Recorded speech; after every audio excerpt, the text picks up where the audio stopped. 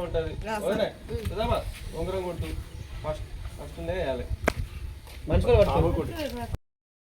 ఈరోజు ముత్తిరెడ్డిగూడెం గ్రామంలో మా గ్రామ ప్రజలందరి సహకారంతో ముత్తిరెడ్డిగూడెం గ్రామ సర్పంచ్ అభ్యర్థిగా పోటీ చేస్తున్నాను. నా యొక్క గుర్తు ఉంగరం గుర్తు మీద గ్రామ ప్రజలందరూ అక్కలు, చెల్లెలు, అన్నలు, పెద్దనాయనలు, చిన్నాయనలు, తమ్ముళ్ళు, గ్రామ యువకులు అందరు కలిసి నా యొక్క ఉంగరం గుర్తు మీద ఓటు వేసి అత్యధిక మెజార్టీతో గెలిపించాలని కోరుకుంటున్నా. అదేవిధంగా ముత్తిరెడ్డిగూడెం గ్రామంలో గత 10 సంవత్సరాల క్రితం ఈ ఊళ్ళో ఒక్క సీసీ రోడ్డు లేకుండే, డ్రైనేజ్ అనేది లేకుండే. డ్రైనేజీ సీసీ రోడ్ ఏమున్నా బావుల కాడికి పోయి పెండ వేసుకొచ్చి ఆ పొద్దున మబ్బులనే చల్లినటువంటి రోజులు. అప్పుడు టీఆర్ఎస్ గవర్నమెంట్ వచ్చినాక పైలశేఖర్ రెడ్డి గారి సహకారంతో మా గ్రామంలో వీధిన సీసీ రోడ్లు వేయడం జరిగింది.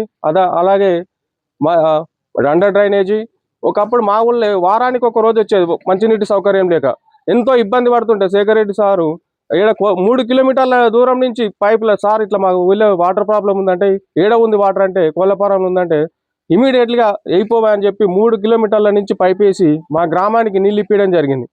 అదేవిధంగా వాటర్ ఫిల్టరే కానీ సార్ మా ఊళ్ళో వాటర్ ఫిల్టర్ ఖరాబ్ అయిందంటే ఇమీడియట్గా చేసుకున్నాం.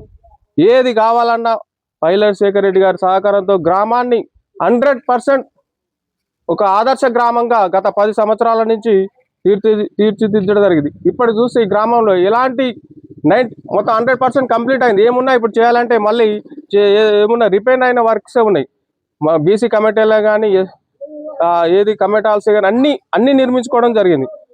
పైలశేఖర్ రెడ్డి గారి సహకారంతో గ్రామాన్ని గత 10 సంవత్సరాల నుంచి ఆదర్శ గ్రామంగా తీర్చిదిద్దుతున్నాం. అదేవిధంగా ఇంకా ముందు కూడా ఏం చేయాలన్నా గవర్నమెంట్ ఉన్నా లేకున్నా మేము గ్రామాన్ని ఒక మంచి ఆదర్శ గ్రామంగా తీర్చిదిద్దుతామని గ్రామ ప్రజలందరికీ మనవి చేసుకుంటూ నా యొక్క ఉంగరం గుర్తు మీద మీ అమూల్యమైన ఓటు వేసి నన్ను అత్యధిక మెజార్టీతో గెలిపించారని మా గ్రామ ప్రజలందరికీ పేరున నమస్కారాలు తెలియజేస్తున్నాను.